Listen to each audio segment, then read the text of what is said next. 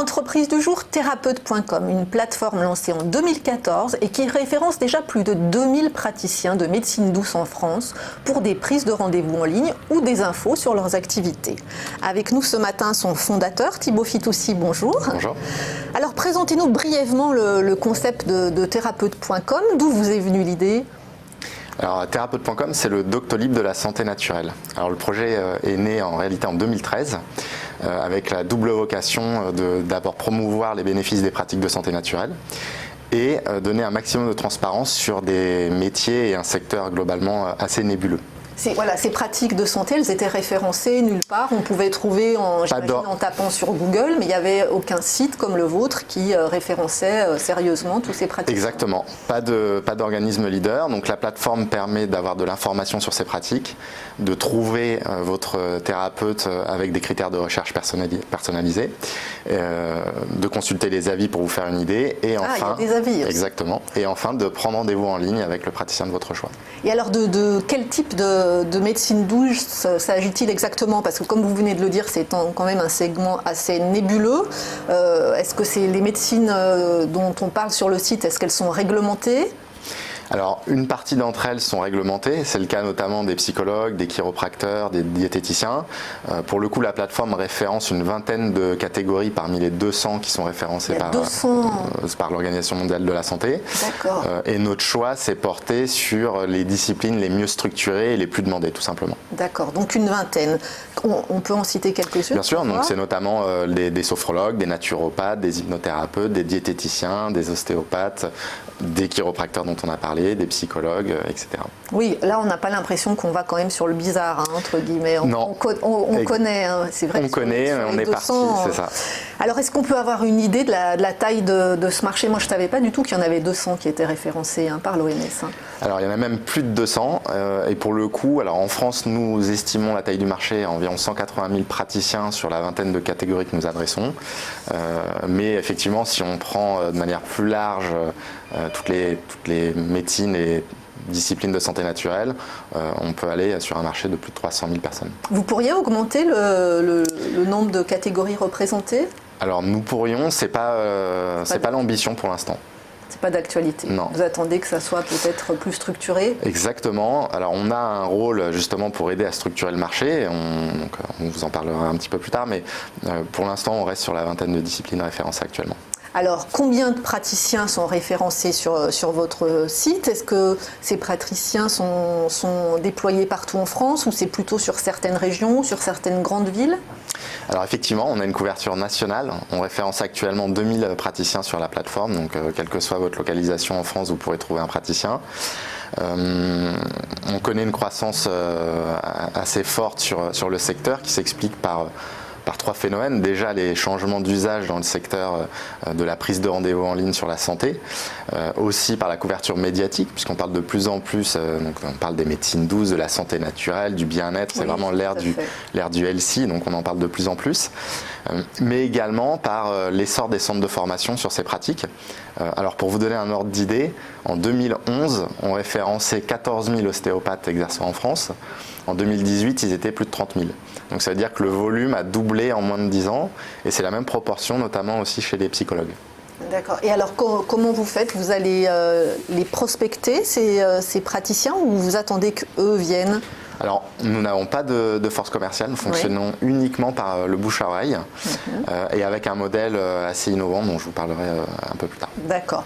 Juste pour savoir, combien vous avez d'utilisateurs là sur la plateforme, sur le site, qui viennent regarder quel praticien choisir, à la limite prendre rendez-vous ou se renseigner justement sur ces médecines douces? Alors, on connaît une croissance mensuelle permanente. On bat un record chaque mois depuis maintenant un an, sans faillir. Alors pour vous donner un ordre d'idée, en décembre 2018, nous avons organisé 3000 rendez-vous sur la plateforme et en juin, nous avons dépassé la barre des 9000 rendez-vous organisés. Il y a un profil de l'utilisateur, par exemple, plutôt féminin. Âge, plutôt féminin, ouais. D'accord. Plutôt féminin, femme de plus de 35 ans. D'accord. C'est-à-dire que les psys, les naturopathes, les ostéopathes, ça n'intéresse pas les garçons? Ça les intéresse probablement de plus en plus, mais le cœur de cible est clairement féminin à plus de 75%. Et on est plutôt dans les grandes villes? Alors, on est plutôt sur les grandes villes en termes de demande, mais la couverture des praticiens, elle est globale sur toute la France. D'accord. Alors, évidemment, je vais vous poser la question que tout le monde doit vous poser. Qu'est-ce qui vous différencie aujourd'hui d'un concurrent qu'on connaît tous, qui est Doctolib ? Alors, il faut savoir que nous sommes pionniers dans la prise de rendez-vous en ligne, puisque nous avons lancé Therapeute.com avant la vague Doctolib. Mais dès le début, nous avons pris le parti de sélectionner les pratiques de santé naturelle. D'accord. Alors, les avantages côté praticien, c'est de bénéficier déjà d'un outil d'agenda et de prise de rendez-vous en ligne qui est gratuit. Nous les formons au digital et nous les aidons à passer le cap du digital et à rentrer dans l'ère du numérique. Ce qui ne doit pas être gagné. Ce qui n'est pas gagné, mais c'est notre rôle. Nous les aidons aussi à diffuser des contenus au travers de nos tribunes dans les grands médias nationaux. Nous leur proposons des séances photos avec un photographe professionnel, quelle que soit leur zone en France, pour les aider à améliorer leur image sur Internet. Nous leur proposons également... C'est un côté rassurant pour l'utilisateur. C'est un côté rassurant et ça les crédibilise clairement. Nous leur offrons aussi aux praticiens la possibilité de se référencer sur une plateforme qui est aujourd'hui leader sur les pratiques de santé naturelle, puisque nous sommes aujourd'hui en première position, notamment sur Google, sur toutes nos pratiques. Et pour finir, nous leur offrons aussi d'autres outils. On a investi en R&D, on propose notamment un outil de recommandation en ligne pour se faire connaître auprès de leur entourage. Mais ça leur fait pas peur, ça ? C'est-à-dire que les utilisateurs laissent un avis ?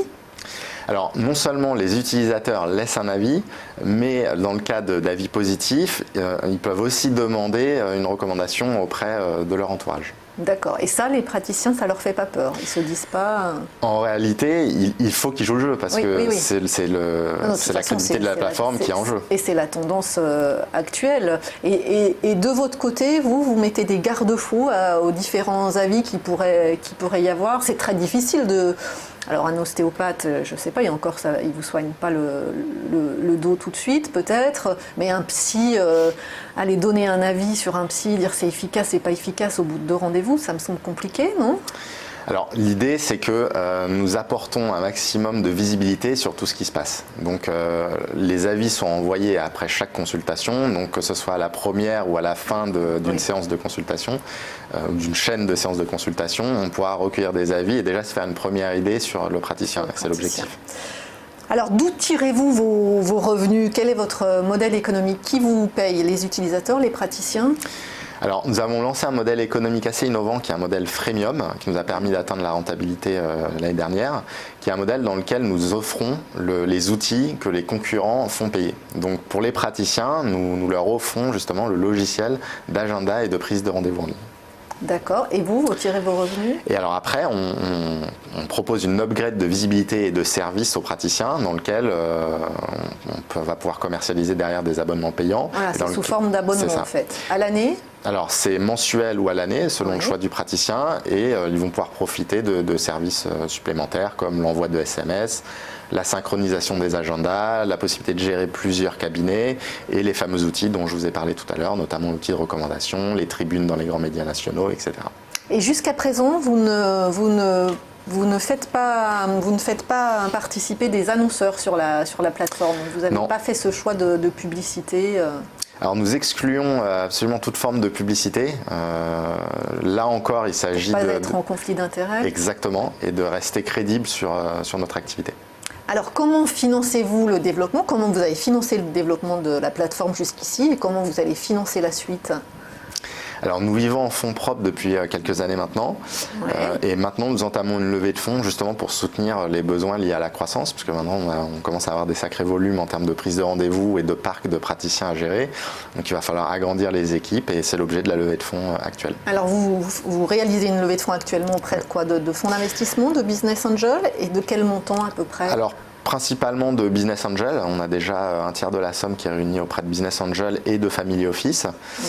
Et l'idée, c'est de rester sur des personnes qui vont avoir quand même une familiarité avec le secteur et qui vont être en capacité de nous accompagner et d'offrir davantage que simplement des fonds. Oui, vous cherchez aussi un accompagnement dans la stratégie, dans la gestion ? Alors déjà, oui, dans la stratégie et la gestion, et on se rapproche aussi de corporate qui pourraient nous aider aussi, notamment sur la partie média. Et alors, pour terminer, vous nous avez donné vos perspectives, les prochaines étapes, mais les relais de croissance à moyen terme, vous visez par exemple combien de praticiens sur la plateforme? Alors, on vise 50% du marché à 5 ans. Donc déjà, pour nous, la première ambition, c'est de continuer à faire bouger le secteur et à innover. Donc 50% du marché, ça fait à peu près combien? Cela dit, quand on voit le rythme auquel augmente le nombre d'ostéopathes... C'est ça, c'est un marché qui va croître énormément. Exponentiel, oui. Donc là, on vise 100 000 thérapeutes à horizon 5 ans. Oui. L'objectif pour nous, c'est de miser aussi sur des relais de croissance qui peuvent être notamment les rapprochements mutuels. Donc là, on travaille avec un gros réseau de soins pour un chantier en 2020. Nous sommes déjà une référence auprès des praticiens, mais l'idée maintenant, c'est aussi de nous faire connaître auprès d'un maximum de Français, d'1 million de Français qui sont friands des pratiques de santé naturelle. Et puis, évidemment, nous regardons avec intérêt le marché des pays européens qui sont en avance dans le domaine. Merci beaucoup Thibaut Fitoussi. Je le rappelle, vous êtes fondateur de Therapeute.com.